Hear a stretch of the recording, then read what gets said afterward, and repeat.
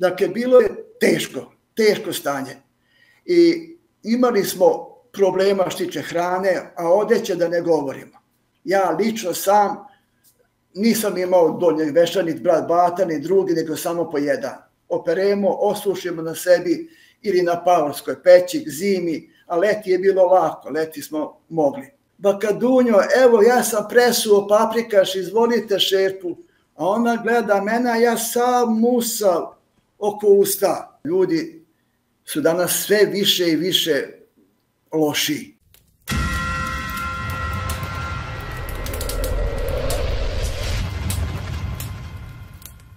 Dobro večer, poštovani gledalci, veliko vam hvala što pratite novu emisiju na kanalu Equilibrium TV. U ovom intervjuu zaista obećavam zaista fantastičnu priču. Moj i vaš gost je gospodin Zdravko Bosnić, autor knjige Životna priča siromašnog dečaka. Gospodine Bosniću, poštovanje, evo, po prvi put hvala vam što ste gost i eto da se malo prvo predstavite gledalcima. Ko je Zdravko Bosnić? Hvala lepo. Ja sam Zdravko Bosnić, penzioner sada, bio sam obućar i bio sam pozvan od jedne devojčice da knjigu napišem. Pošto sam pričao svoja životna iskustva jednoj grupi koji su bili mladi i oni su zahtevali da to obavezno bude u pisanoj formi, da to ostane. I ja sam to napisao u knjigu i ima puno stvari što nije u knjizi, nisam mogla jer je puno teško. Tužno da kažem i nisam mogao da napišem sve. Jedan čovjek me bio zagrlio i kaže: Zdravko, ja vas dobro poznajem, a vi ste napisali knjigu samo površinski. A ono što je u dubini, što je bilo mnogo lošije, to ste prikrili. Rekao, jeste, tako je. Rekao, možda drugom prilikom budem napisao baš kako je bilo. Evo za početak, gospodine Zdravko, kako izgleda vaša životna priča, gde ste odrastali, kako je bilo vaše djetinjstvo i tako dalje? Evo, moram prvo da kažem u vezi moga oca. Otac je moj sa 10 godina ostao bez svoga oca. Ubio ga rođeni brat. Sa 12 godina majka ga je poslala u Sivac da uči zanat obućarski. I na mostu je mu je rekla: Savo, ako ne završiš zanat, kad se vratiš, skoči sa mosta u reku i da te više ne vidim. I on je došao u Sivac i tu je učio zanat kod Nemaca. I kad je počeo rat, njega su tako mladoga odveli u logor, u Nemačku. Tamo je bio 9 meseci. Uspeo je da sa svojim kolegama pobegne i došao je peške u Sivac natrag. Kad se vratio, dobio je tifus i proglasili su da je umro. Međutim, nije, ostao je živ. I ubrzo se oženio za moju majku Smiljku i dobio je 3 ćerke u početku. Ali mu je srednja ćerka umrla posle 6 meseci. Posle je dobio 5 sinova nas i 6. sina je dobio koji je umro posle porođaja. Ali moja sestra od 17,5 godina razbolila se teško i umrla je od 17,5 godina od tumora na mozak. I od tada moj otac više nije bio onaj čovjek koji je bio pre. Počeo je da pije, da se karta, izgubio je 3 dece i doživeo je to što je doživeo u svome životu. Međutim, posle na jedno 20 godina on se skroz promenio i postao je normalan čovjek koji se brinuo o svojoj supruzi, koji se brinuo i o nama, ali nije mogao toliko da zaradi koliko smo mi mogli da pojedemo. I bilo nas je puno. I imali smo kuću, soba je bila 4x4 i kuhinja 3x4. Tako da nas je bilo 8 u toj kući, 8 dece i otac je majka, 10 smo tu bili kratko vreme. Da je moja sestra se udala, a ova druga sestra umrla. Tako da smo nas 5 muških ostali u kući. Ali dotle, dok nije ta sestra umrla, mi smo imali u kuhinji 2 kreveta i imali smo između pavorske peći i kreveta daske poređane. Tu smo spavali ja i brat Bata, a moja druga, 3 brata su spavali popreko u krevetu sa stolicama, jer nisu mogli da stanu u krevet jer nije bilo mesta. A sestre te 2 što sam imao su spavale u drugom krevetu. Dakle, bilo je teško stanje. I imali smo problema što tiče hrane, a odeće da ne govorimo. Ja lično sam nisam imao donjeg veša, ni brat Bata, ni drugi, nego samo po jedan. Operemo, osušimo na sebi ili na pavorskoj peći, zimi, a leti je bilo lako, leti smo mogli.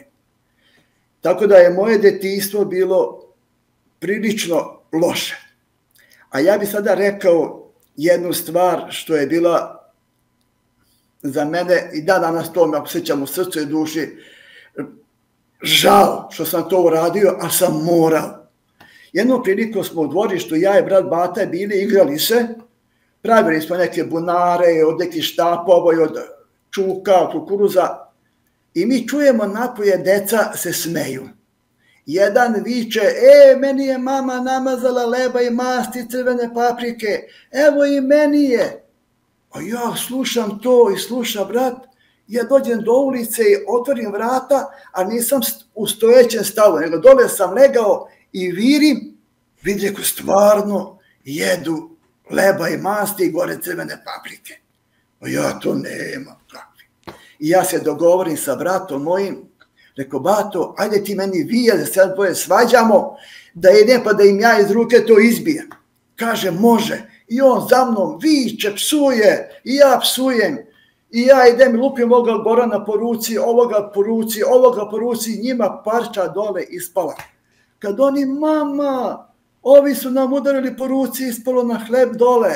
Dođite, deco, drugo ćemo da vam namažemo. A mi, znate šta smo radili? Da smo hleb pokupili, nismo, uvek je palo na to što je namazano na zemlju. Nikada nije ovako. Malo smo opirili i mi smo to pojeli. I to nam je bilo toga dana jedina hrana. Znači, tog dana niste ništa imali da jedete, samo to što ste uzeli od njih, je li tako? To smo uspjeli, nije bilo. Jer otac je moj počeo da se karta i pio je. Onda su kolege njegove ga napiju ga i onda mu to što malo zaradi u radnji i to su mu uzimali. Ali on je donosio kući novaca koliko je mogao. I nismo mi stalno gladovali. Uglavnom to je bilo zimi. Leti su moja braća malo zaradili pa smo mogli leti. A zimi nismo mogli nikako. I zato kaže, to mi je bilo žao zbog tih drugara što sam na taj način od njih iskoristili da bismo mi mogli nešto da pojedemo. Gospodine Zdravko, a da kažemo vaša porodica, vaša braća i sestre u to vreme, kako su se oni snalazili što se tiče hrane? Pa ne, mi smo to zajedno, uglavnom. Pa to se desilo siromaštvo kad sam imao 5 godina, a drugi brat najstariji imao je 14 godina, a sestra najstarija je se udala. Tako da su braća se snalazila kako gde su mogli, a mi nas dvoje mali nismo mogli. I bilo je kad je bilo hrane, ali nije zimi, nema ništa. Jako loše. Išli smo da tražimo kod komšija u zajam, gde nikada nismo vratili. Samo smo uzimali u zajam. Koliko je, na primjer, u selu bilo ljudi, da kažemo, istog socijalnog statusa kao i vi? Koliko je bilo siromašnih ljudi tada? Bilo je dosta siromašnih. Jeste da to bilo Titovo vreme, ali bio je komunizam. Nije se moglo. Jer pogotovo kada ima puno dece, ne može, koliko god da otac donese i majka, mi muški, mi to pojedemo. I svaki dan smo mi trenirali sklekove, trbušnjake i tako dalje, koliko smo mogli, kad smo mogli. A sada ispričam jedan drugi slučaj. Sedimo brat u kuhinji i mi čujemo da komšija kolje svinje. I mi brzo napolje iza malog zida mi dole čučnemo i virimo i gledamo. Oni kolju 3 komada. I mi virimo i gledamo i mi se tu smrzamo prilično. Međutim, komšije nas primeti i kaže, a virite tu, a mi bežu u kuću. I ušli unutra i sedimo i tu se mi malo igramo. Kad posle 1 sat i po vremena, 2, ide komšenica. Halo, di ste? Rekao, tu smo, ja otvaram vrata, ona nosi u šerpi paprikaš, oko 3 litre. I nosi jednu urkavicu i jednu kobasicu na drugom tanjiru. I ona kaže, evo ovo sam donela za vas, pa kad dođu vaši, pa vi to podelite. Rekao, hvala lepo, tako će biti.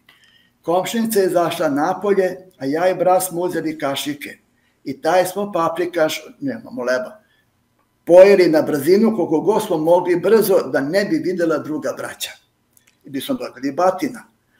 I onda ja uzeo šerpu i trčim napolje da je vratim, da ne vide moji, a ona je napolje komšinica pričala sa drugom komšinicom nešto i ja kaže, baka Dunjo, evo ja sam presuo paprikaš, izvolite šerpu.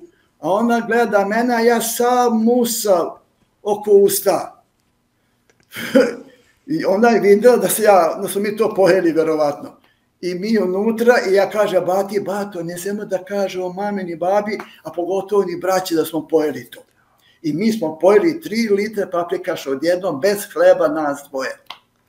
Pa da li su posle primetili neko od vaše porodice to? Ne, nisu. Komšinica nije rekla ništa njima, to su mi iskoristili. Ja se izvinjam, nije vam bila muka od tolikog paprikaša? No kakva muka, to je... Znaš ti kad je glad, u pitanju šta je to? Ko nije gladovo, taj ne zna, ali ko je gladovo, on zna kako je to. Nije lako i nije jednostavno. Ja se izvinjam, a o slatkišima, to je misao ona imenica bila da neko ima slatkiš, neki čokoladicu, neko ili tako nešto. Kakve čokolade, pomoranđe, to ono nema ništa. Ja sam prvi put kupio banane, a tada ja moram da kažem unapred, kad sam se oženio. Prvi put sam, i to kupio cijelu gajbu.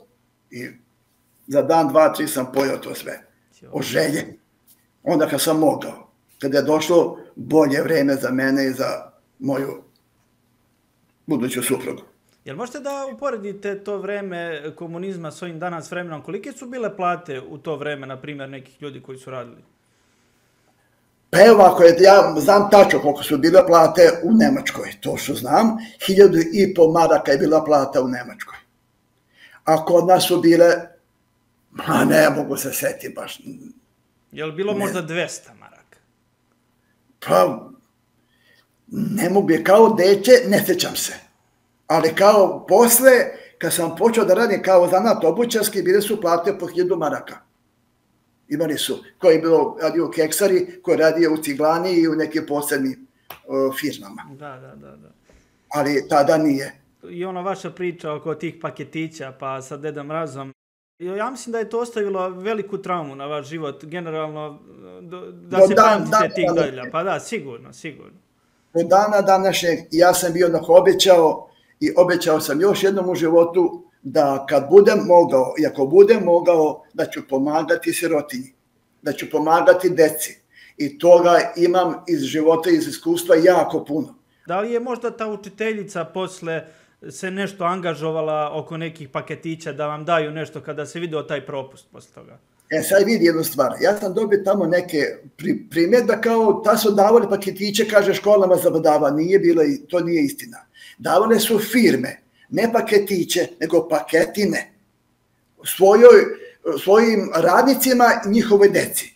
Ali škola ne. Školi su bili uplaćivali paketiće da bismo mi dobili. Ta učiteljica posle je bila skroz drugačija prema nama. Skroz drugačije kad je shvatila kakva je situacija i ona se pomalo ponada da će škola kupiti, ali škola nije kupila. Nije nikakvi. I ja jako zameram u to vreme za školu. Još jednu stvar sam imao kad sam bio trčao na krosu. I bio sam ubedljivo prvi. 150 metara je drugi ostao iza mene. Jer ja sam od 10 godina trčao bez prestanka do škole, natrag u centar gde sam išao. A stanovao sam daleko od centra. I imao sam kondicije, mogao sam i bio sam ubedljivo prvi. Samo tada, pre i posle su bile nagrade, tada nisam dobio ništa. Čak mi ni sliku nisu hteli dati kad su me uslikali da sam bio prvi. U čarapama sam trčao. I posle 25 godina odem u školu i pitam ima li ta slika? Pa kaže evo ima ovde 3 slike, ostale još od pre 25 godina. i daju mi tu sliku, to ima u knjizi ta slika kad sam bio prvi na krosu. A zbog čega to nisu uradili prema vama? Zbog čega? Ne znam, niko, ni onaj ko je bio drugi i treći, nikom nisu dali ta godina. Ne znam zašto. Nisu te da mi daju sliku. Nisu. Nego sam teo ti sad kažeš jednu stvar. Naravno, izvolite. Kad sam bio manji, i meni se jelo neke čokolade. Ali nisam znao kako. I mama meni da kanticu, kaže, idi kupi 2,5 litre mleka. I ja odem i kupim 2 litre mleka. I odem na česmu usput i pustim vode. I voda, oprilike pol litre ja pustim u mleko. I dođem kući i mama, pošto nas je bilo dosta, ona još stavi malo vode da bi bilo više. Kad mi jede, ona kaže, ala je ovo tanko mleko. Nema voda unutra. I ja onda te pare od te pol litra mlijeka odem kupim jednim malo bombona ili neku čokoladicu, a to je bilo ne stalno, to je bilo retko kad sam to mogao i kad sam to uradio. Da, jako interesantno. Da, izvolite, nastavite. Ja sam pun toga.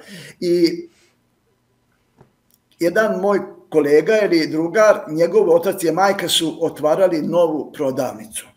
Kad sam ja to čuo da će se deliti neki poklon, ja kažem mama, probudi me ujutru u 4 sata. Ta sam ja možda imao 7-8 godina. Pa kaže, zašto? Rekao, otvore se dućan da idem tamo da čekam da dobijem prvi poklon. Pa kaže, može. I ona mene probudi i ja odem tamo i sat vremena sam stajao. To je bio mračak. I kada je došlo 5 sati, ona otvara vrata. Kada, što ćeš ti tu derane? Rekao, ja sam došao da vam budem prva mušterija, pa ako mi nešto date. A ona me zagrli, izljubi, da mi baš jedva sam kući doneo koliko su mi dali. A naši prijatelji moji, kakva je to bila radost za mene i za moje ukućane. Dobiti toliko, a nisam toliko zaslužio, jer prva mušterija, nismo im bili nešto posebno mi kao mušterije, jer kupovali smo ono što su mogli i što smo morali kod njih posle. Ali su nam toliko dali da smo bili presrećni što se tiče njih i tih ljudi. Šta ste naučili, na primjer, iz tog vašeg teškog djetinjstva danas i koju biste poruku dali generalno ljudima, na primjer, koji možda sad čak i danas, da kažemo, nisu zadovoljni svojim socijalnim životom, nemaju, ne znam, nija mnogo para. Šta biste im vi rekli? Pa vidi, ja sam s ove strane sada, kako sam ja zavoleo Boga, mogu da kažem sasvim drugačije, ali ako govorim kao onaj osoba koja nema Boga, mogu sam da kažem da budu strpljivi i da će Bog u jednom odaljenom trenutku čoveka podići iz ponora kao što je mene podigao i moju braću. Jer siromaštvo ostaje ožiljak veliki u svome životu. A ti paketići, to me je ostalo do današnjega dana jako bolno. I tačno se sjećam se ko je bio Deda Mraz, sve znam. Ali tako je to bilo ono vreme. Posle učiteljica je bila skroz prema nama drugačija, fina, ljubazna, dolazila je kući i sve, ali tada je ona se iznenadila kako mi nemamo para za paketić. Otac obućar, pa rekao, nema. A kako nije primjećivala, ne znam, nija u školi, na primjer, da ne znam, vratno ste bili i oskudno obučeni? Pa bilo je ih i drugih isto, bio su i Romi u mom razredu. A tada je u Sivac bilo puno dece, jako puno. Imali smo 4 razreda, prva u Starom Sivcu i 2 u Novom Sivcu. To je bilo selo najveće u Srbiji i Jugoslaviji. I da li nije primetila, nije ono razmišljalo o tome. Mi smo tako prošli kako smo prošli. Da, jer osnovnu školu ste završili u Sivcu, ali tako? A srednju školu? Da. Srednju školu sam u Vrbasu završio. Išao sam u srednju hemijsku i samo sam ja završio od moje braće osnovnu školu i srednju. One nisu mogli, nisu imali knjige. Nisu imali ni sveske, ništa. Išli su je 1. i 2. razred i to je bilo kraj. treći najviše. Sestra išla do 6. i više ni mogla. Čim je došla da stasala da radi, morala ići u zadrugu da radi, da bi mogli da preživimo. Tako da niko nema školu sve mene, a... Kada je došla vaša promjena kod vašeg oca, kada je prestao da pije i da se kocka? Kada je to bilo? To je bilo kada sam se ja oženio. I tada se on tako promenio, tako se zauzeo. Uopšte i za svoju suprugu, moja mama je izgubila 2 stopala, osekli si joj noge i on se o njoj brinuo, ama nema, i skroz bio drugi čovjek. On je bio za ljude u ovome svetu, da kažemo, ili van naše kuće, jako pozitivna osoba. On je bio dobar čovjek, sve, ali u nekim trenucima, kad se napije, ne može, nije moglo da se kontroliše. Imali smo problema dosta, ne bi sad o tom da govorim, ali ja kažem, konac delo krasi. Dakle, ako je čovjek loš, posle ako se popravi, ovo se drugo sve zaboravlja. Ja, apsolutno se slažem, da, naravno. Da li ste razmišljali o Bogu u tim teškim trenucima kad ste bili mladi i to? Kako je to išlo? Ja razmišljao sam koliko sam bio čuo jednom na ulici da će biti 7 zala, a to piše u Svetome pismu. To je mene tako bilo uplašilo u tom momentu i razmišljao sam tih dana, ali bio je komunizam jak i hteo sam da budem komunista. I odem da se prijavim u Sivac i oni kažu ne možeš, možeš u školu. Odem u školu, ne možem. Posle sam shvatio, nisu htjeli da me prime zbog svog siromašnog stanja. Nisu me primili. Ali zato, kad sam posle prihvatio, zavoleo Hrista, bilo je posebno. Da, ja se izvinjam, i to je jako zanimljivo, kao nisu vas primili zbog siromaštva, a komunizam ih je učio tako da su svi jednaki. Eto, vidite koja je utopija, da. Mi smo onda imali 6 radnih akcija. Možda nije lijepo, sad ovo što ću reći, ali sam na svih 6 radnih akcija proglašen najboljim akcijašem. Na prvom mjestu sam bio ja i ostali moji drugovi. Jer volio sam da radim, naučio sam da radim i radim od 10 godina. Od 12 sam išao već na njivu da berem kukuruze. I moj komšija je došao kod mene i kaže, deco, daću vam 2 jutra kukuruza da vi oberete i sečete, poberete kukuruzovinu i ja ću da vam platim. Platio nam je dosta. I mi smo brali, ja i brat, kakva škola, mi odemo iz škole. I 2 nedelje smo to radili. I dolazi komšija i daje pare. I ja gledam, rekao, mama, vidi šta smo zaradili.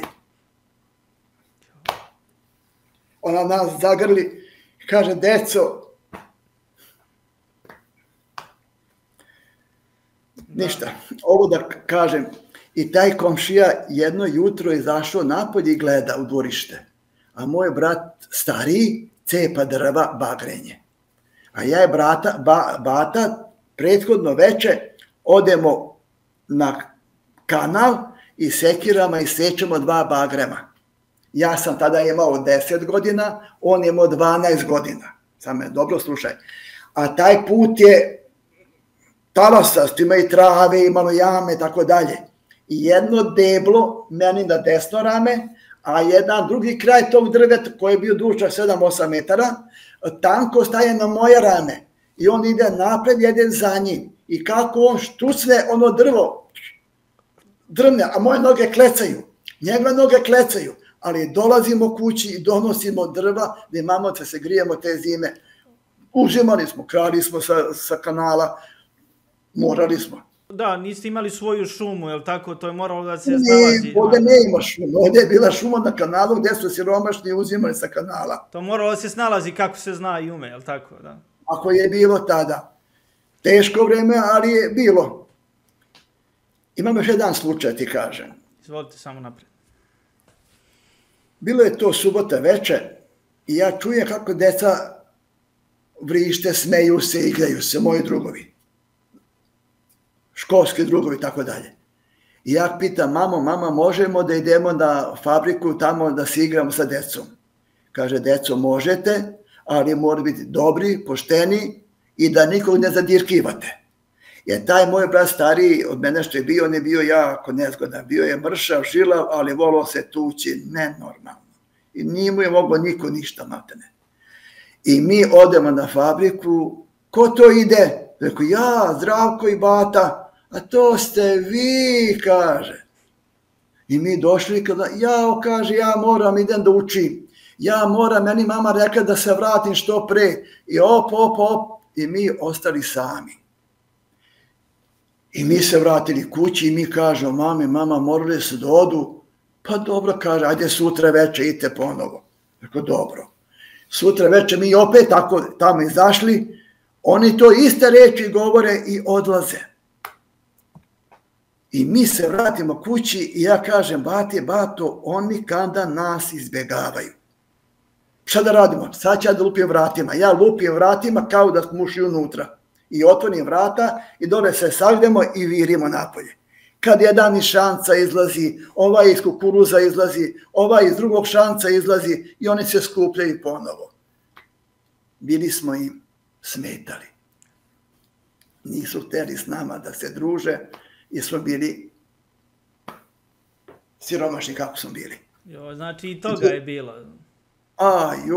Tek posle, kad smo mi malo ojačali, kad smo došli sebi, onda su se otimani za nas, jer smo bili jako razvijeni.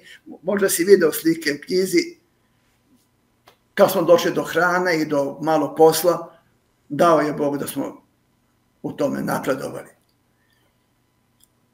Ima sad još nešto ako može, što mi je bilo čudno u srednjoj školi, u 2. razredu. Došlo je obaveštenje da imamo zajednički kros. 1. razred, 2., 3. i 4. Svi zajedno. Pa oni su stariji od mene 2 godine, ovi su mlađi, ovi mlađi nema šta da traže uopšte, ali ajde. Međutim, ja sam bio ubeđen da ću biti prvi, jer sam baš bio u Somborskoj regiji u to vreme najbrži. I kad smo došli tamo da trčimo, došli smo u Šumicu, a put je bio gde smo mi trčali od Šljake, Tucanika i kako da kažem. I kada je profesor dao znak da trčimo, mi smo poleteli. Ja sam izbio na čelo. Došavši na čelo, neko mi zapne nogu. I ja se dole pružim po toj šljaci. Sve raskrvarim, kolena i čak i kukove. I mnogi su drugi pali preko nas. Ja sam ustao i ponovo sam počeo da trčim. I trčim i opet izbijem na čelo. I opet mi zapnu nogu. Ja, šta je ovo, kako je tu namerno, jer ne namerno, ne znam. I opet trčim i opet idem na čelo i zapnu mi 3. put nogu i dole sam pao i kad sam došao na stadion, stigao sam 14. Sav u krvi. To je bilo krvavo skroz sve. A na stadionu su drugovi koji su znali da ću ja biti prvi, kad su me vidjeli u čemu se radi, ja sam bio sav krvav, ustali, tapšu i aplaudiraju i moje ime spominju. I su znali da su me spotakli. I posle kad sam pitao te moje neke drugare koji su stigli pre mene na cilj, ko je to uradio, zašto, nisu htjeli da kažu. Da li je neko bio obavešten da će ja biti možda prvi, da sam tu među kandidatima, ne znam, ali iz ljubomore, iz čega ne znam, su me zapeli nogu. I prijatelju moj, 10 dana nisam išao u školu jer sam imao kraste na kolenima jer sam gulio kost. Ja sam plakao, vikao koliko me to bolelo i koliko se to sve dalo na zlo i krvavo bile ode, laktovi, sve živo. A Zdravko, zbog čega je ta bila ljubomora u to vreme protiv vas? Pazi, štiće ljubomore i zavisti, to je bilo oduvek. I dan danas toga ima. Dan danas toga ima. Zašto? Svi su volili da budu oni, da kažem, prvi. Jer su bili sigurni, stariji od nas, a ti da mlađi da budeš prvi, ne može. I nisam mogao to da razumem tada, bio sam mladi, a sam i brzo oprostio. Šta da radim? Tako je bilo, kako je bilo i hvala Bogu što je prošlo sve kako je prošlo u mome životu, jer me Bog zaista vodio apsolutno do kraja. Da, i o tome ćemo naravno u drugom delu emisije, to je najbitniji deo po meni, kako je zapravo i Bog blagoslovio posle ceo vaš život, ali da mi kažete nešto iz detinjstva još. Znamo da su, da kažemo, mladi ljudi, mali ljudi skloni da kažemo i to maštanju. Kakve ste vi snove tada sanjali? Da li ste sanjali o nekom lepšem životu? Koliko vam je sve to bilo? Koliko ste maštu imali? Evo ovako ti kažem, nikada nisam bio u životu ljubomoran i zavidan na moje drugare koji su imali. Bilo mi je drago, jer oni su mi pomagali. Posle kad smo se više družili, oni su mi stvarno pomagali. Štiće u hrani i u školi kad sam bio tražio od njih da mi daju 10 dinara da kupim burek, to sam svaki dan tražio do 3. razreda srednje škole. Dakle, 1. i 2. razred sam tražio svaki dan za burek, nisam imao da kupim ništa. I onda bio sam ima jako dobar i nisam mogao da budem na njih ja ljubomoran, nikako. Međutim, bilo je koji su bili ljubomorni, zavidni, pogotovo ako je neko bio najbolji u gimnastici ili u trčanju ili u nekom drugome, da kažem, sportu. Ljudi su zavideli, mladići i to sve. Ali to je, da kažemo, nešto što nije dobro. Nije dobro. Jer, pazi, brate, ako tebe neko iza leđa te ogovara, znači da si još uvek ti ispred njega. I to me teši, to me hrabri da idem dalje. I imam i tu par komentara koji su bili loši. Zašto? Zbog čega? Ali ljudi su takvi i ne treba da im zameriti. Imaju oni muku, imaju oni problem, imaju oni, ali ako se može pomoći da im se pomogne. Nekako uopšte ne razmišljaju o tome da će tim i loši komentarom možda nekoga i da povrede.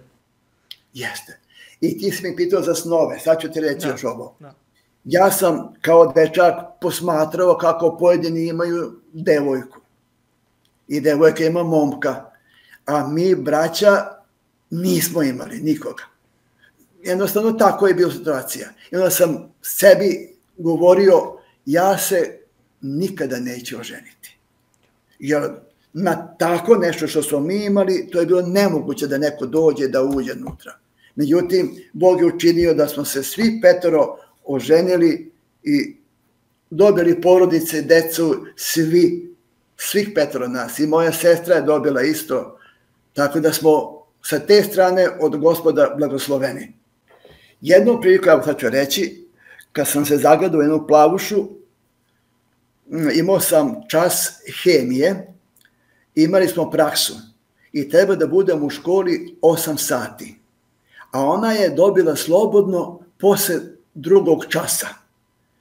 I ja sam teo da uradim, bili smo po grupama određeni, to prekim putem, da bi dokazao koje elemente imam u toj epruveti. I da divno čudo, ja za 8 minuta nađem ono što ja imam. To je bilo nevjerovatno. I ja kažem profesore, ja imam to i to. Ajde, kaže, već tamo radi. Ako ja sam uradio, evo izvolite, on me gleda, pogleda, spisa, stvarno ima, mogu li ići kući? A zašto? Ja otvorim vrata, rekao, ona me čeka, jedna devojka.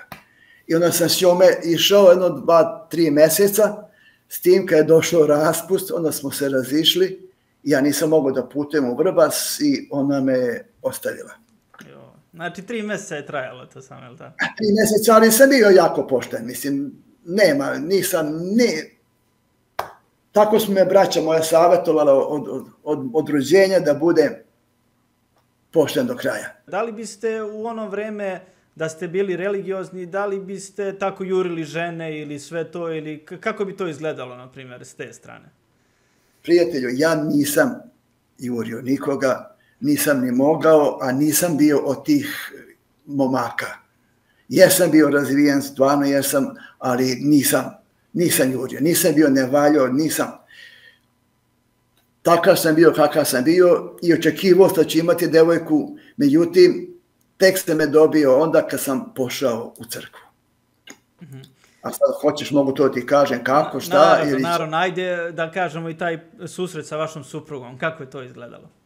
Evo ovako, ja sam otišao kod moga brata koji je već pošao u crkvu i bio sam protiv njega što je otišao u crkvu. Jer nisam verovao u Boga ništa, baš ništa nisam verovao. Međutim, to je bilo subota popodne, 1 sat, ja odem kod njega i kaže mu, Jovo, rekao, ja sam došao kod tebe u crkvu. Kaže, hvala ti, dobro, evo, čekamo vreme, u 3 sata počinje. Ali Jovo, kaže mi, ima li tamo devojaka? On mi je samo rekao, i pre toga mi je rekao, dođi i vidi. I ja sam došao u crkvu, pogledao i ona je tu bila. I neverovatno, ja je primetio nisam. Primetio nisam. I još nešto što je jako čudno sa gospodnje strane. Išli smo kući svaki dan sa istim drugarima do jedne odaljene raskrsnice. Ona je produžila dalje sa njima, ja prugom prekim putem. Nikad je nisam primetio, nikad za mene nije čula kao najboljeg gimnastičara, kao najbržeg trkača, nikad ništa ni čula. No, i ja dođem druge subote popodne u crkvu, a da bi došao u crkvu, pre toga sam zvao mog kolegu Gorana da idemo da igramo košarku. A njegov mama kaže, ne može. Kako ne može? Pa mi 18 godina, šta ne možemo? Kaže, ne možete. I rekao, Milena, ne može, ne može. Rekao, odo ja u crkvu. Ona mi kaže, idi i tamo ti je mesto. To me tako pogodilo i ja sam trećim korakom došao do crkve, ušao unutra, oni su me jako ljubazno prihvatili, primili i ja pogledam sa leve strane i vidim devojku od 16 godina i 4 meseca. I tog momenta sam prihvatio, tada na tom mestu sam prihvatio i zavoleo Boga i kazao, Gospode, ako mi je daš da bude moja devojka, ja verujem tebi sve. I sve sam poverovao u njega. Jeste znali da je to tada? Jeste. I bio sam siguran da će biti moja iz tog razloga što njen brat se zove Radovan, a ona Radmila, a njegova supruga je Zdravka, a ja Zdravko. To je fenomenalno, da. Kad sam to vidio, on je bio momak i ja sam bio momak, sve, kad sam to čuo da se on zabavlja sa Zdravkom, ja sam verovao to i Bog mi je dao. I moram nešto da pokažem. Izvolite. Ovo je se nekada pisalo. Pisma iz vojske. Aha. Kada nekoga zavoliš, ona mi još nije bila devojka, da se razumemo, tek posle 3 godine smo mi pošli. Ja sam njoj pisao, možeš da vidiš, ovo je naslovna strana, ja sam je pisao svako drugo reč je druga hemijska. Aha. A stih iz Biblije je svako drugo slovo druga hemijska. Drugo reč je druga hemijska. A stih iz Biblije je svako drugo slovo druga hemijska. Jer se vidi, vidiš? Pa slabo se nešto vidi, ali možete bar taj citat iz Biblije. Slava Bogu na visini, je li tako nešto piše? Da. Jeste. Slava Bogu na visini, a na zemlji mir i dobra volja među ljudima. I onda sam ovako počeo, rado moja. O, kada bi čovečanstvo danas priznalo tu pesmu, znaj da će njena vest i melodija odjekivati kroz sva vremena i do krajeva sveta.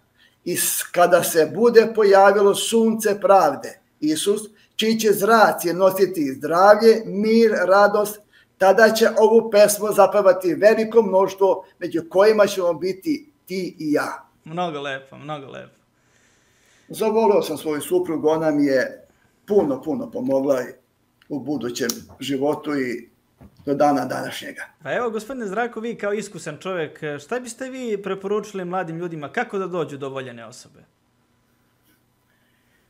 Pa ja sam se molio, ja kad sam nju video, hteo sam da bude moja i bio sam u to ubeđen, ali sam svako jutro, svako večer na kolenima tražio od Gospoda da mi je podari. Jer u Bibliji kaže, žena je dar od Gospoda. Dakle, mi moramo da vidimo i da obavezno se raspitamo ko su njeni roditelji, otac je majka ili obrnuto. Jer mi vučemo gene. Svako neki gen ima od svojih roditelja. Ako su oni bili loši, kaže, gledaj majku, ženi devojku. Tu je kraj. Živimo u ovom savremenom dobu, dosta je, da kažemo, nemorala i sve to. Kako na to gledate? Danas bih rekao da je možda čak i teže naći, da kažemo, pravu devojku. Šta mislite o tome? Eto? Pa devojku pravu teško se može danas naći. U ono vreme, i ima i danas pošten devojaka, ja to mogu da kažem, pogotovo za moju crkvu, ali teško jako, jer ljudi su danas sve više i više lošiji. Jer tamo kaže jedan stih, jer će ljudi nastati, postati, ne kaže nastajati, postajati polako, nego odjedno samoživi, sebeljubci, hvališe, ponositi, nagli, naduveni, besni, nepokojni roditeljima, neuzdržnici i tako dalje. Dakle, ljudi će postati odjednom loši, a to nije dobro, ni za naše, kako da kažemo, naš život i za čovečanstvo uopšte. Jer kad pogledaš ti kako ovaj svet živi, nije dobra situacija. Da, a izvinjam se, a kad pogledamo ovako generalnu situaciju, imamo sve, imamo i hrane koliko nam treba, imamo i novca koliko nam treba, i najnovije automobile, sve nam je na dohvat ruke i ne znam, mladi ljudi imaju i te tablete, računare, mobilne telefone, a opet sve više i više nesrećnih ljudi danas. Jeste. Ja ne mogu da shvatim da to je došlo neko ludo vreme. Nema ljudi, odjednom sami sebi čak i oduzimaju živote. Zašto? Zbog čega? Jer nema leka, nema razgovora. Jer ima, samo što, ne znam, nemam neku... Da, jeste primetili i otuđenost tu među ljudima? Više niko se ne priča uopšte. Svi su, da kažemo, i sve više depresivnih ljudi ima, što kažete vi. Posle korone više ništa nije što je bilo. Više ništa nije što je bilo. Ja sam osoba koja volim da posećujem druge i idem i posećujem moje prijatelje, drugare i tako dalje, ali sve je manje da ljudi otvaraju vrata jedni drugima. Nema. Pre kad sam ovdje doselio ovu kuću, to je na ulici bilo momaka, devojaka, smeju se, moje srce je ovako veliko što ima mladosti. Sada noć prođe, ne prođe auto jedan. Posle korone je jako je loše. Jer ja sam preživeo jedva koronu. Jedva, bio sam na samrti i moja supruga i ja, i posle toga više niti sam sa zdravljem kao što sam bio, ali uzdam se u Gospoda i Bog će mi pomoći. Naravno, to nam je i najbitnije, tako da se svi uzdamo u Boga, on je i nama i roditelji i jedini spasilac. Koliko ste pisama, na primjer, u vojsci slali vašoj ženi? 47 pisama. Sa razglednicom ili ovako. A bio sam u vojsci 12,5 meseci. Gde ste bili u vojsci? Bio sam u Prilepu 4 meseca i bio sam u Skoplju ostalo. A kad sam bio u Prilepu, tamo sam izbjegavao kuhinju i hranu u kuhinji. Jer tada sam već bio vernik moje crkve i nisam mogao da koristim to, nego sam koristio to da odem subotom u grad i odem u crkvu i dobijem od naših vernika hranu. A kad sam otišao u Skoplje, tamo sam dobio da čuvam vojna auta bez oružja. I bio svaki dan slobodan. Svaki dan. Da meni gledalcima objasnite, postali ste religiozni, otišli ste u vojsku, koliko je bilo teško generalno u vojsci pričati o takvim temama sa ljudima tamo? Pa nisam ja čutao. Ja sam govorio, ja sam tamo i čitao i Bibliju i sve govorio sam ljudima. Nisam mogao da čutim. I jednom prilikom ja idem i vidim kamion stoji sa jabukama. Ja uzeo ruke da uzmem, kad kapetan, šta radiš? Ja uzeo jabuke i pobegao. Odem ja gore na sprat i bio sam požarni to večer. Jedan moj kolega nije mogao da spava i dođe do mene i on mi kaže: Drako, jesi ti adventista? Rekao, jesam. Kako znaš? Vidim ja, kaže, da ti drugčije se vladaš od svih ostalih ovde. Ja sam jednom petkom poslepodne nosio neki lim. Jedno 4 sata, pre nego što zađe sunce. I tada sam ušao unutra i moj sam posao odradio. Kad sutra dan došao moj poručnik, ajde da radimo, da dalje to nastavimo. Rekao, ja sam svoje odradio. i pustio me. Nije me tero da radim. Dao mi je subotu slobodnu i imao sam jako dobre starešine koji su razumeli moj život kakav sam prevodio i koji su bili zahvalni Bogu što sam se promenuo, što više nisam psovao, nisam krao, nisam i druge stvari radio. A to je samo Bog učinio. Isto jako jedna zanimljiva priča, volio bih da to meni i gledalcima ponovo kažete. Niste imali u tom trenutku, jel tako, novca, u Skoplju ste bili u vojsci, šta se dešavalo sve? Ako to hoće, može na kraju slobodno.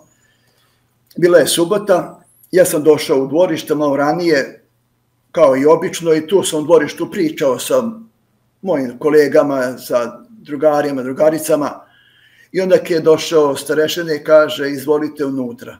Mi smo ušli unutra, seli, pevali, molili se i sad došao da se kupi dar. I ja uzmem, nemam puno, imao sam nešto malo, ja to dam u dar. Vidim ja da mene drugi su vidjeli koliko sam dao, mene je bila malo sramota i ja kažem, nemam više. Ja izašao napolje, kad je bilo kraj gotovo. Inače, svake su me subote zvali na ručak, a te subote niko. Ja gledam šta je, o čemu se radi, vidim ja, svi otišli, ja sam ostao. Ja dole silazim sa stepenica i kad ja čujem glas vojniče, ja ništa, ja nastavim dalje, on ponovo vojniče. Ja se okrenem kad vidim na stepeništu stoji čovjek u lepom krijem odelu sa kravatom. Lep, visok. Ja se vratio ka njemu, on kaže dođi vojniče. Ja došao do njega, ja ga gledam, gleda on mene i pruža mi ruku. Ja mu pružam ruku. I on mi kaže, vojniče, samo budi veran svome Gospodu. I ja mu to isto ponovim, blagoslovim, zahvalim mu se i okrenem se. I krenem dole 2 stepenika, kad ja u ruci ono svežanj novaca. Ja se okrenuo da mu se zahvalim, njega nema. Kako nema? Nema gdje da ode. Nema, ja poznajem prostorije u crkve sve, ja u hol, nema ga, ja ovamo, nema ga, u dvorište nema ga, nije mogu da ode za 2 sekunde. I onda sam shvatio da to je bio moj anđeo, koji mi je dao toliko novca da sam imao tačno do određenog vremena koliko mi je trebalo, jer su mi posle drugi poslali novac u vojsku. I neverovatno, sam tad bio mlad vernik, ali mi je Bog dao takva iskustva da sam to doživio što sam doživio. Je li imate još neko takvo slično iskustvo sa Bogom, na primjer, da vam je pomogao u nekim teškim trenucima? Slično ovo što ste rekli. Ima kada, ovo ću da kažem, ne meni nego drugome ako može. Ja sam radio u radnji obućarskoj i bio sam u drugoj prostoriji i uvijek sam se okretao da vidim da li je neko došao, pošto spram svetla vidi se senka da je neko u radnji. I ja vidim konture lika da je neko u radnji koji kažem, evo sad će ja doći, a u meni ništa ne odgovara. I ja ugasim motor. I ja izađem, rekao, izvolite, a on ćuti. Neki dečko kao 16 godina, lep dečko. I ja, ako izvolite, i on mi daje papir. Na papiru piše, ja sam glubonem, ako hoćete, možete mi pomoći. I ja nisam razmišljao ni sekunde. Otvorio sam fioku, uzeo pare, ne znam koliko, ne možem kasiti, i dao sam mu ruku. Kad sam mu dao, tako je nešto kroz mene prošlo, neka radost, nešto, šta sam se bio naježio. I on izađe napolje. Istog momenta meni dođe, možda me on prevario, nije on glumone. A bilo je podne, vrućina, sunce prži. I ja napolje izađem za njim, njega nema. Ja iza zida, tu gdje je bio na mali zidić, nema ga. Ja dalje, nema ga. Vratio se. Vratio mi je Gospod. Razumiješ? Dao mi je anđeo dao, ovdje sam ja dao. Jasno. Hvala Bogu. Kako je izgledao taj anđeo? Možete malo da ga opišete, na primjer, taj u činu vojničkom, je li tako? Jel ste osjetili nešto čudno u tom trenutku kad ste pričali sa njim? Nisam tog momenta, ali mi je bio posebno lep. On je bio obučen u normalno odelo. Nije bio vojnik u normalno odelo. Ali je bilo nešto neobično lep, neobično mek, kako kažem, drag glas.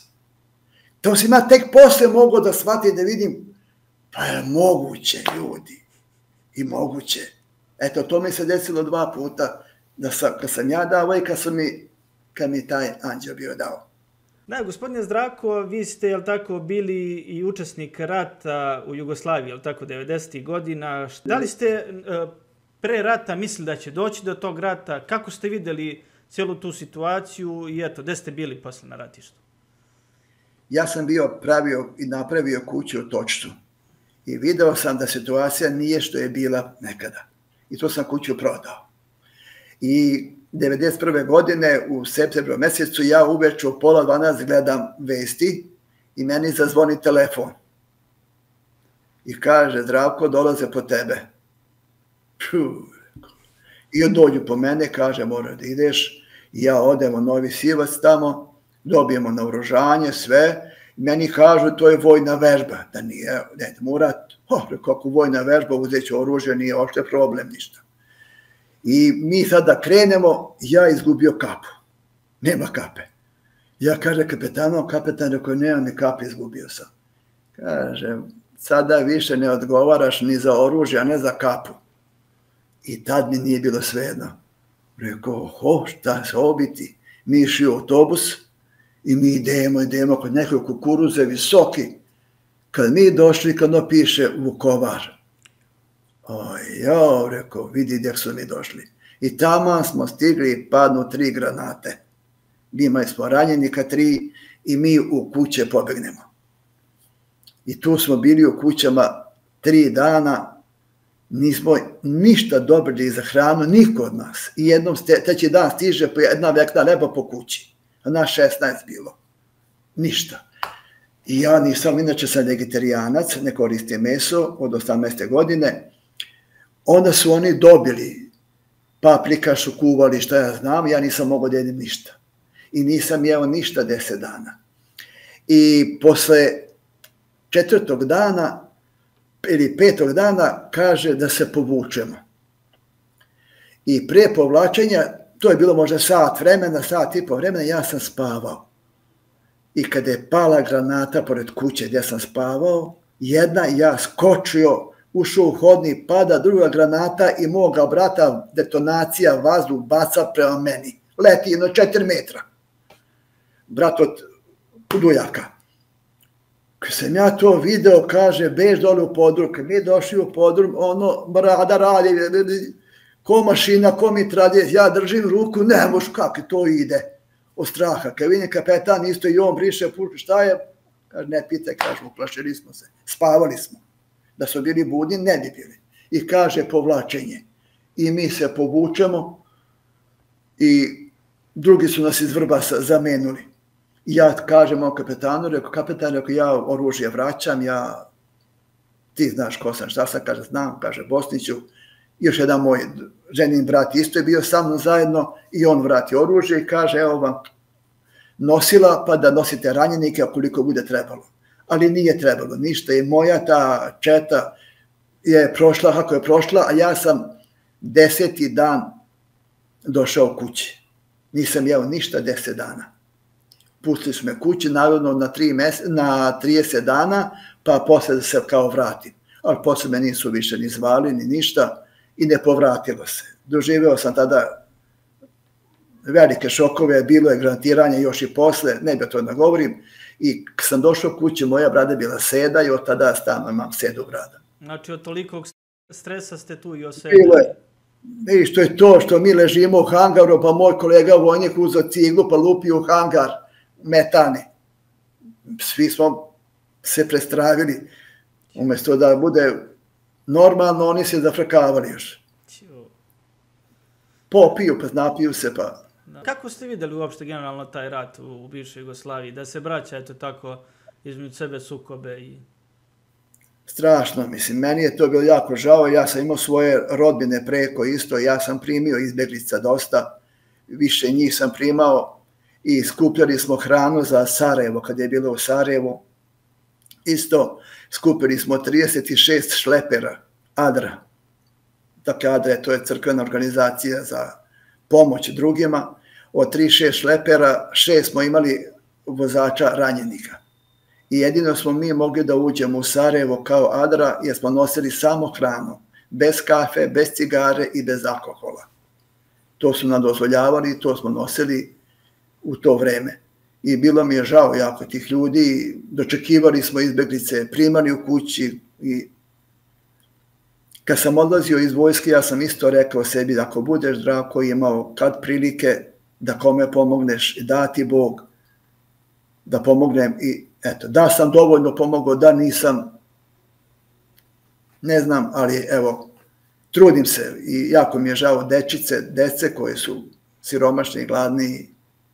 Posle toga, kada ste otišli iz vojske, kada ste se oženili, kako je to izgledalo za vas?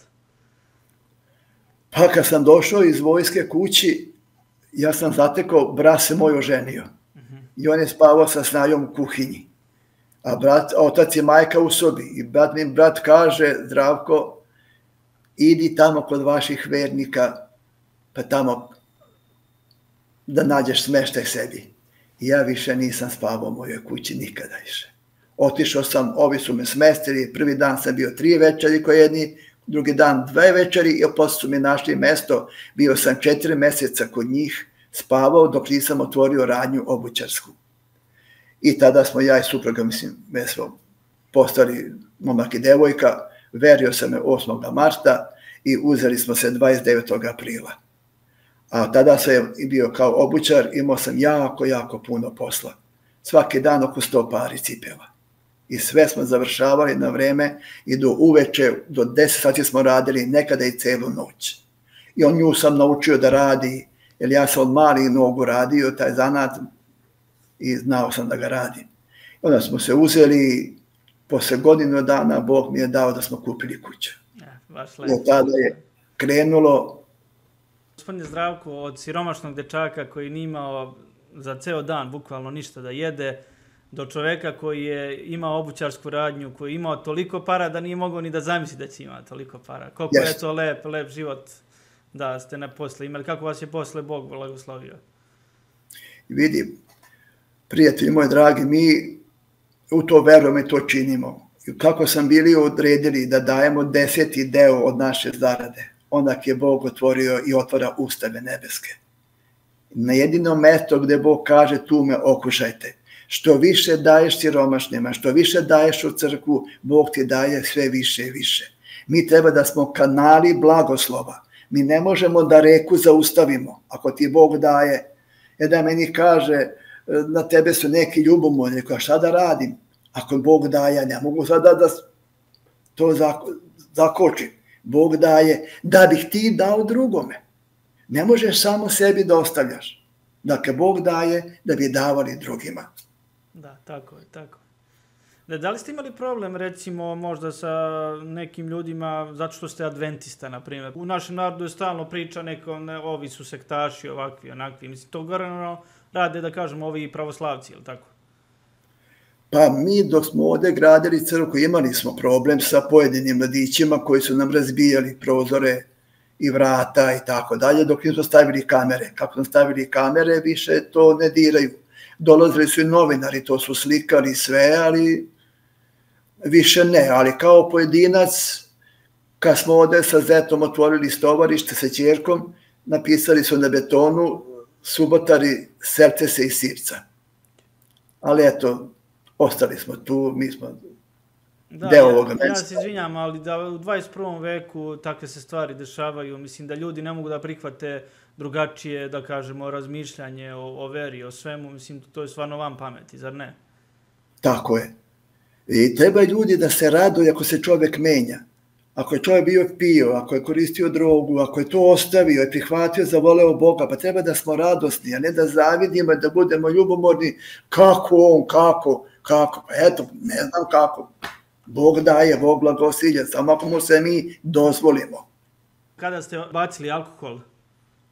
Kad sam pošao u crkvu i kad sam video moju sadašnju suprugu, te subote sam odlučio da ostavim sve. I momentalno sam ostao. Inače sam pio, dosta sam pio kao dečak. I pio sam Pelinkovac pol litra na belo. Odjednom. I rakije smo pili, jer smo mi sami pekli Dudovaču. Da sam ostavio alkohol i više nisam. I ostavio sam i kartanje. Ja sam se karto jako od malih nogu. Često puta smo celo noć se kartali. Onda odem u školu tako neispavan. Da, Zdravko, kako komentarišete današnje stanje generalno ovih mladih ljudi? Oni su stalno po nekim kockarnicama, kladionicama i to sve. To je stvarno pošast 21. veka, nevjerovatno. Da.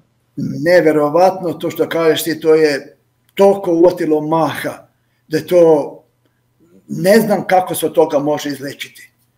Lakše će se možda osloboditi alkohola, cigara, droge, nego od kockarnice. Jer kockarnica je jako velika zavisnost. Ne može, uvijek se nadaš, bit će, sad će biti, ali nema. A ono sve gore i gore, da. Sve gore i gore. Ja poznajem neke ljude koji su u takvim dugovima zbog toga. Da, i znamo, ja se izvinjam, ovi ljudi kockaju, pa se zadužuju kod zelenaša, pa nemaju ni njima da vrate, pa to stvarno luda kuća bude, da. Tako je, ja take poznajem isto, nažalost. Tu je teško. Jedno da se predaju Bogu, da Bog učini. Drugo ne vidim. Kao sam čovjek, teško. Zdravko, evo koliko vi imate dece, jel možete malo o vašoj porodici? Kako je to? Imate i unučiće, jel tako? Imam dve ćerke, Lidiju i Silviju. Imam unuke Mihaelu i Andriju od Lidije i od Silvije imam Emanuelu i Helenu. Dobri su đaci, dobri su. Idemo svi komplet, svi idemo u crkvu kao porodice iz Zetu. Jedan je zet sveštenik u Novom Sadu, drugi je stovarište ovdje sa ćerkom i lepo se slažemo, neverovatno. Evo i danas smo bili zajedno na ručku i često budemo. Imam zetove predivne. Super, jel vole dedu? Dedu, ne zovemo deda, zovemo deka. Aha, deka, da. Ja volim ove vaše priče, jeste im pričali sve ove priče? To sam pričao stalno, onda dođu u krevet kao mali, ajde deko priči do godopštine. I onda priča stalno, i onda nekada kad se ispriča sve što imam, onda ajde ponavlja. I tako smo stalno, od svakoj unuci sam pričao priče iz svog života i neki to ne mogu da prihvate, da veruju da je to tako bilo, ali bilo je još i mnogo gore, ali neke stvari se ne mogu kazati. I nije za javnost, jer jako je loše. Naravno. Evo, gospodine Zdravko, šta je za vas Bog? Za mene je Bog prijatelj, koji me razume u mom životu šta ja radim i kako se ponašam, jer on je taj koji mi pomaže. On je moj put, on je moja istina, on je moj život. Jer Bog je rekao da neće me niko uzeti iz njegove ruke. On je to obećao. On je moja sigurnost i moja snaga, moje veliko poverenje. Jer kad sam imao tu koronu, bio sam otpisan, samo me je on izlečio i niko drugi. To su mi rekli i lekari koji sam išao kod njih, kaže tebi ako Bog ne pomogne, mi ti ne možemo ništa. Što bi se rekao, da, od ove ljubavi nema veće, jel tako, kada Bog siđe na zemlju i umre za sve nas, da bi svi mi mogli da se spasemo. Pa ima li veće ljubavi od toga? Da? Nema. Kaže, jer Bogu tako omilje sve, da i sina svojega jedinorodnoga dao, da ni jedan koji ga veruje ne pogine, nego da ima život večni. Da ni jedan koji ga veruje. Bog je to obećao i to će biti. Samo hoćemo biti mi da to spremni. Jeste. A šta radi đavo, gospodine Zdravko, šta radi đavo? On, na primjer, čovjeka koji ima u problemima, koji je u depresiji, on mu govori da je gotovo, da mu nema spasa, da mu Bog nikad neće oprostiti grehove i, nažalost, ima ljudi koji prihvate te sve reči i izvrše samoubistva ili tako nešto. Tako je. Zapazi ovo zapamte to. Nema greha kojega Bog može oprostiti ako mu ja to ne dozvolim. I nema greha kojeg Bog može da oprosti ako mu ja to dozvolim. Ako mu ja priznam i kažem, Gospode, pogrešio sam, oprosti, Bog prašta. Ali ako ja nemam poverenja i ne verujem da mi Bog može oprostiti, nema tog greha koje Bog ne može oprostiti. Ne postoji. Bog može da prašta, ako mu se mi dozvolimo. A i mi treba da poštujemo druge ljude i da volimo ljude kao što Hristos voli sve nas. I da opraštamo jedni drugima, to je isto najbitnije. Da. Jeste. Jer prva ploča ti je 10 zapovesti, to je u vezi Boga, a druga je za bližnje. Ne ubi, ne čini preljube, ne kradi, ne svedoči lažno, ne poželi. I to je da među nas i ljudi. Dakle, moramo jedan druge cijeniti, poštovati, voleti. Drugo nam nema ništa. Ako to ne radimo, o svađi, o prepirki, o zavisti, nema ništa. Jeste. Gospodine Zdravko, pa evo sa svim ovim vašim životnim iskustvom i svemu što ste preživeli, koliko vi sada pomažete, da kažemo, tim nekim ljudima koji su na ivici egzistencije? Pa evo, mogu jedno ću ti sad reći. Jednom priliku sam išao da odnesem hranu jednoj porodici i pozvao sam ženog brata. I on je seo u auto i ja sam vozio i on kaže, Zdravko, ajde stani. Ja stao, kaže, ajde te odvedemo u jednu kuću da vidiš kako žive. Rekao, ajde važi. Mi se vratimo i dođemo do te kuće. Kad sam ja tu kuću video, bilo mi je sve jasno. Ja kucam na vrata, prozora nema, tu je najlon, nema prozora. Ona da, ja otvaram vrata i prvo što sam video sam levo sobu i dole zemlja. Pogledao sam pravo, ona sedi na kauču, dole zemlja, a iza vrata 4 dece, nedelja podne bilo, 4 dece kleče na kolenima na zemlji i jedu kačamak. Nedelja. 21. vek, ovo je 21. vek, ovo što sad pričate, ovo je 21. vek, tako? To je bilo pre par godina, da kažem. I ja kažem ženom bratu, rekao, idemo do auta da donesemo vode.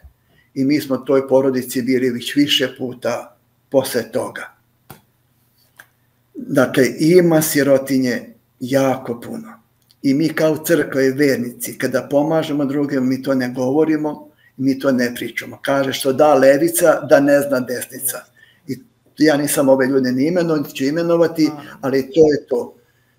Koliko vas boli ta neka situacija, sigurno ste vidjeli, na primjer, da se sve više i više dece oboleva od raznih bolesti, pa lečimo ih SMS porukama i to.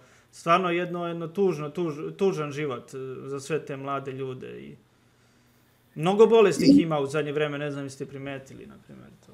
Jako puno i sve više i više.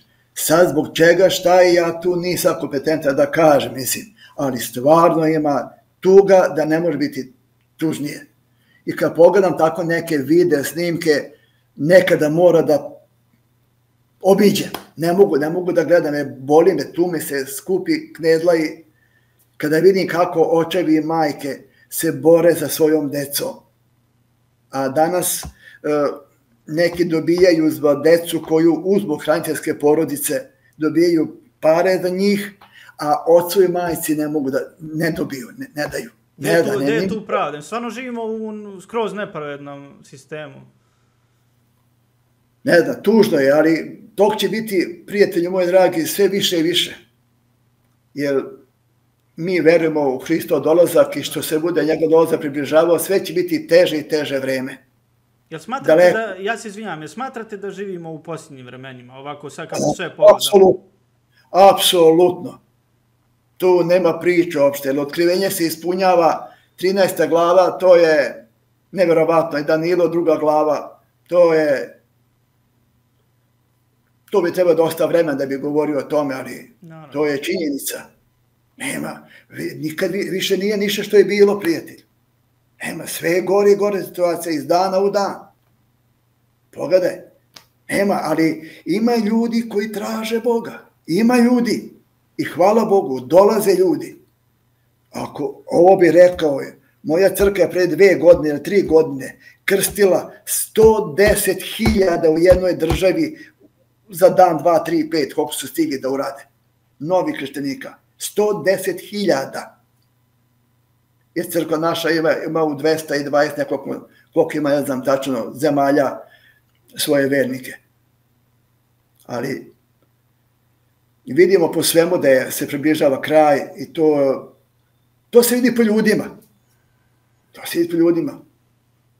Jest. Da, i kažemo da će u zadnje vremena biti kao u vreme Nojevo, da će ljudi biti gramzivi, pohlepni, bit će rugači, postojaće rugači koji će se smejavati ljudima koji su dobri. Ne znam koliko si upuća, koliko ne, ali nedeljni zakon kad se izglasa. Od tada vrlo kratko vreme do Hristova dolaska. A je li to blizu za nedeljni zakon? Je li to blizu? To je sve spremno, stoji u fioci, samo se čeka moment kad će to da iznesu. Kao što su nas zatvorili kao od šale sa ovom koronom, ceo svet su zatvorili, tako će i to da kažu. Da se mora držati svetkot jedan dan u sedmici, a to je nedelja, zbog nedaća, nevolje, problema koji se dešavaju u svetu i koji će se tek dešavati. I to će sve vlade sveta da usvoje taj zakon, je li tako? Sve, to nema, mi s tim ne možemo ništa, oni su to već se dogovorili, sve spremno, samo se čeka dan kad će to da. I tada kreće progon vernika. Tako je. Tako je. Gospodine Zdravko, evo za kraj, čuli smo da ste nešto posebno uradili u crkvi. Da li možete nešto o tome malo detaljnije? Možem da kažem. I to mi je onako najdraži deo mog života. Ja sam bio došao, predlagao sam mojoj crkvi, mojim vernicima da nešto uradimo u Sivcu što niko nikada nigde nije uradio u svetu. Oni me gledaju i pitaju šta. Rekao, ajmo da svakoj novorođenoj bebi odnesemo poklon. I oni su to prihvatili. I dobili smo pomoć malo i sa strane i mi smo nosili svakoj novorođenoj bebi poklon u jednoj vrednosti. I kada je došla Nova godina, tada smo svima odneli posebno paketiće. Ono što ja nisam dobio, ovde smo odneli paketiće. I pošto se to jako dobro, kako da kažem, odrazilo među narod, bilo je pozitivno, ljudi bili zahvalni, voleli to, mi smo produžili i do godine. Ali smo do godine svakom dečaku, devojčici koji se rodio te prve godine, poslali čestitku za prvi rođendan. Svakome smo čestitali.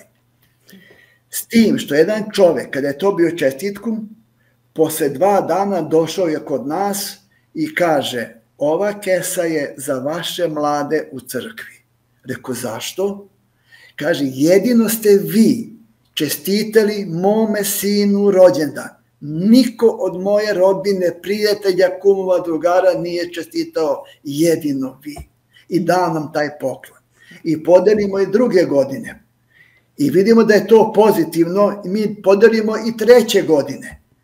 I onda smo podelili i 4. godine i ta se fond malo ispraznio i dogovorimo se da svakom dečaku i devojčici koji je dobio poklon za njegovo rođenje, za Novu godinu poklonimo još po jedan paketić kao od Deda Mraza. I mi smo 237 paketa kupili u Gomeksu da budu svima jednako i poklonili to veče svakom dečaku i devojčici kome smo poklonili paketić za njihovo rođenje. Svi su došli, bilo je jako puno i očeva i majke, deka i baka, tad smo se opraštali da više nećemo deliti, nećemo moći i tada smo to dali. I ja ne verujem, koliko sam ja obavešten, da niko nikada nigde to nije učinio. Prijatelju, zvao sam televizije da dođu, da to snime, da malo, ne bi li neko još to uradio. Kad su čuli koje je u pitanju, samo su mi spustili slušalicu. Nažalost, tako je bilo. Ali mnogo lepo, stvarno, zaista, mnogo lepo, svaka čast. Ima i drugi stvari što crkva naša radi, ja sad ne bi tom govorio, evo to je to, sada. Gospodine Zdravko, evo za kraj, naravno, možete malo više o vašoj knjizi, gde može da se naruči? Pa vidi, što tiče moje knjige, ona ima na online može se čita, a ja imam kući jedno. Danas su mi neki odneli 10 komada i večeras nose njih 20 komada isto i tako. Ja to poklanjam svima, ovo je kuća gdje sam odrastao. Pa dobro, ako neko bude želeo knjigu, da li mogu da ostavim vaš kontakt ili tako nešto, pa... Može, slobodno. Važi. Znači... Može, slobodno, zovu, ja ću da postavim bez problema. Dobro, da li je u planu možda neka i druga knjiga? Pa, vidjet ćemo. Trebalo je biti, ali vidjet ćemo, ne znam šta ti kažem. Dobro. Gospodine Zdravko, mnogo vam hvala na svemu, bilo je izuzetno zanimljivo i hvala vam još jednom što ste pristali da gostujete i želim vam sve najbolje kako vama i vašoj porodici, neka vas Bog blagoslovi. Također, ja tebe želim sve najbolje i puno blagoslova.